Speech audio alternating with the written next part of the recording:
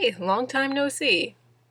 So, if any of you follow my blog, you know that I graduated on May 11th, 2019. I finally walked across the stage and I got my diploma. Well, actually, I didn't get my diploma. I got that little rolled up piece of printer paper, but it's still in the china closet, so, it's all good.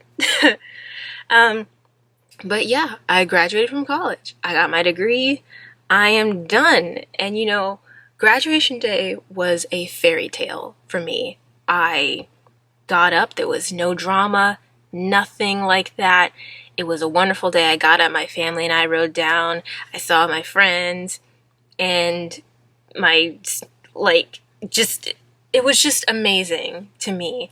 Some girls' idea of a fairy tale is like to have their wedding and everything together, but graduation day was like my fairy tale because there was a lot of times when I thought that I couldn't get my degree, and then look I have my degree, I've graduated, and it feels weird.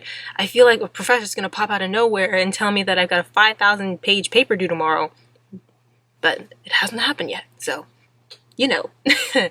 and I just, it's just so surreal. You know what I mean? It is so crazy, the idea that I have my degree now. It's just so crazy.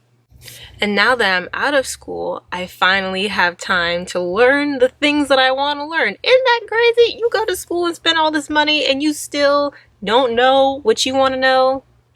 Okay. But, yeah. So, last time I talked with y'all, I talked about, I was writing my book, and I'm still looking at my first draft right now. And I know you're probably like, Jess, it's been months, but I've been in school, I've had to do finals and stuff like that, and I just started my job, which I work in publishing now, so yeah. I'm still trying to take it all in, because, some people might say that, oh, you've graduated, everything is fabulous, right? But there is this thing called postgrad depression, and I experienced it a little bit because you have this sudden jarring change in your life. 2 weeks after graduation, I started my job, and I had a 2-week break, but it wasn't really a break because I still needed to do training and a little bit of my work before I went into the office. So, I kind of had a jarring experience in terms of transition. You're in school now and boom, you have a job and you're in the working world, but it is what it is. Yet I'm moving through that, and it's like a day-by-day thing, but I love my job and everything. I just have to keep adjusting to this new way of life where I'm not a student at university anymore, I'm just working. But as far as, I'm so happy because now I can take the time to work on the things that I've always wanted to work on but haven't had the time for. University and assignments have gotten in the way of some of the goals and dreams that I've had in terms of stuff that I wanted to learn because, I had to get good grades and make something out of these student loans. At least I can say I have my degree now. You know what I mean? And so this year I have a few things that I want to do. I want to move along the editing for my book because I've marked up my book and it's full of the red pen and the edits just like it was the last time I talked to y'all. But now I think I'm going to actually move forward with the strategy of revising the book by just retyping the whole manuscript over. As if you wrote a first draft for a paper, and instead of just editing the Word document, start a new Word document and add all the words in and revise that way. That's what I'm going to do. Because I need to start with this. And I'm really antsy about this story now, and I really want to share it with y'all. But the only way that's going to happen is if I move forward and edit the thing. And in addition to editing my book, I'm so excited that I get to learn what I want. And one of those things that I want to learn this year is how to improve my digital art skills. I've made a little bit of digital art, not really a whole bunch because at university there's no digital art course. I mean, if you get to the independent study level, you can make digital art if you want to, but no one's gonna be able to teach it to you. It's all oil painting and drawing with charcoal and traditional kind of stuff. But I'm so excited to actually get to teach myself how to do these things. And I'm following Ross Draws, or subscribe to Ross Draws on YouTube, and I just am learning from him and looking at what he's doing so that I can hopefully increase my skills so I can make better artwork. Ross Draws YouTube channel, it has great work, and I really love his style and how it looks so painterly. It makes you think of like oil paint and acrylic kind of paint strokes and stuff like that, and I really want to improve my skills. So I'm looking at his tutorials and his videos as well as other artists that I admire, and I'm hoping to amp up my painting skills. So you might see a little bit of that on Instagram. Maybe you'll see it here. I don't know if I feel confident enough in my skills to warrant like a speed draw kind of situation, but you know, we'll see. But the reason why I'm using Ross's channel, other than like he has phenomenal work in terms of like learning, is he has all these materials and things for really cheap. I look at what I paid for tuition to get my studio art degree versus like what I can learn just from like listening to him and seeing like a few of his videos and buying like his tutorials on his website and stuff. And I'm just like, dude, people need to know that you don't have to go broke to learn how to do these things. But I digress, kind of. So I'm currently painting a character right now digitally to like warm up as like a practice kind of thing. So, you know, it's basically a headshot with a little bit of the shoulder action going on. But I'm struggling because I want to achieve this painterly texture. And I'm also struggling because I'm trying to paint brown skin. And I've seen a lot of artists who make amazing renditions of darker skinned characters, but that's not something that like I watched formally a lot of in university in terms of like having a dark skin model to work from and knowing how to bring those colors together. So I'm working on that. And also my character kind of has this texture of hair with like braids.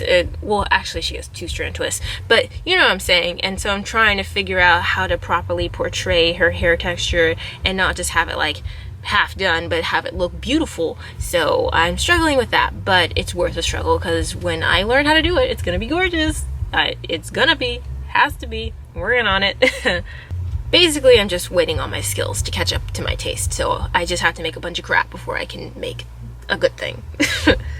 But like now that I'm out of school, I can work on my love for stories, because I've been talking to y'all about my book and about my art, but I want y'all to understand that I think of stories as more than that. Like there's so many things I want to make and study and learn how to do now that I have like the freedom to go and learn these things now that school's over. Because to me, stories aren't just books. Stories are art. Stories are dance. Stories are musicals and plays and orchestras and stuff like that. Everything in the arts to me has a story lying in it. And I just want to study those things, play with those things, maybe make one of those things for like each of those categories. I don't know. I have all these ideas, but I need to acquire the knowledge in order to make the things that I'm seeing in my head. But right now the stories that I'm focusing on are this book and making artwork. And so I'm focusing on that right now, but there's going to be more things to come, but you know, one step at a time. But before I go, I got to tell y'all, being out of school is so strange. It is so weird, you know, because even from down to my phone, like I had a widget of Google Calendar on the home screen to say like, you know, go to this class, you have this meeting with this professor, and it's just like, go, go, go. And now, like, I had to change the format of my phone because the widget is like, you have no events coming up, and it's like, this is unnerving, this is weird. I'm used to like, you have a million things to do and you won't get back home until like 10 years from now. I'm used to having like a million things to do, and my widget for my calendar is just empty, so I just deleted it off the front page of my phone, like the first screen of my phone, and it was just like, this is not right.